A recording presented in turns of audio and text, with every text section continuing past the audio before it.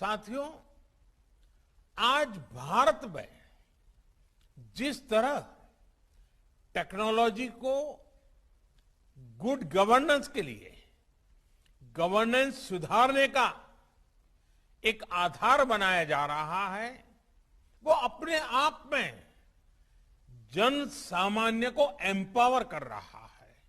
यह अभूतपूर्व है। डिजिटल इंडिया अभियान ने भारत के सामान्य मानवी को डिजिटल टेक्नोलॉजी से कनेक्ट करके देश की ताकत अनेक गुना बढ़ा दी है। अब हम भलीभांति जानते हैं, हमारा देश गर्व के साथ कह सकता है 130 करोड़ आधार नंबर, 118 करोड़ मोबाइल सब्सक्राइबर्स, लगभग 80 करोड़ इंटरनेट यूजर, करीब 43 करोड़ 43 करोड़ जनधन बैंक खाते, इतना बड़ा कनेक्टेड इंफ्रास्ट्रक्चर दुनिया में कहीं नहीं है। ये डिजिटल इंफ्रास्ट्रक्चर राशन से लेकर प्रशासन तक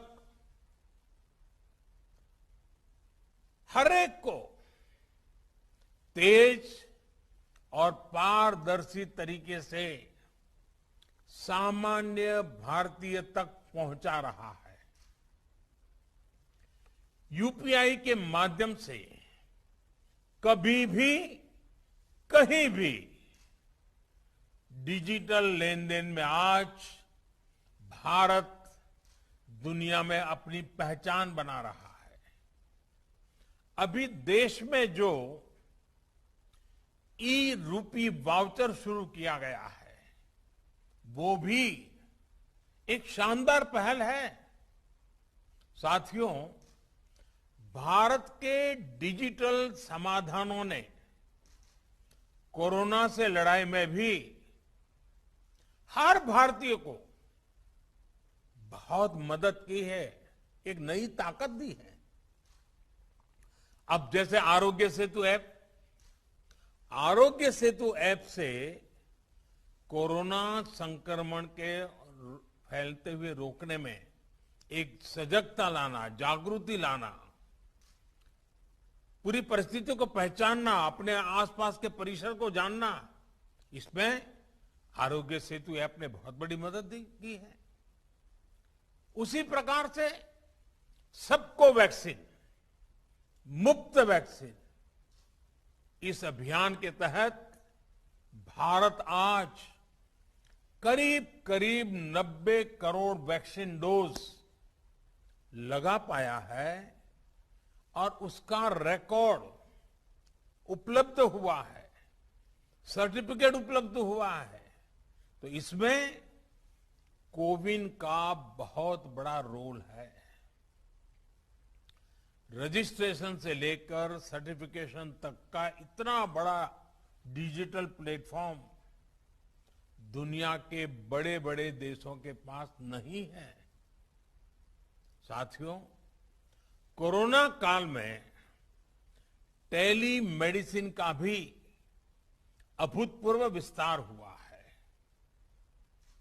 ई संजीवनी के माध्यम से अब तक लगभग 1.25 करोड़ रिमोट कंसल्टेशन पूरे हो चुके हैं। ये सुविधा हर रोज देश के दूर सुदूर में रहने वाले हजारों देशवासियों को घर बैठे ही शहरों के बड़े अस्पतालों के बड़े बड़े डॉक्टरों से कनेक्ट कर रही है। जाने माने डॉक्टरों की सेवा आसान हो सकी है। मैं आज इस अवसर पर देश के सभी डॉक्टरों, नर्सेस और मेडिकल स्टाफ का हृदय से बहुत आभार व्यक्त करना चाहता हूं।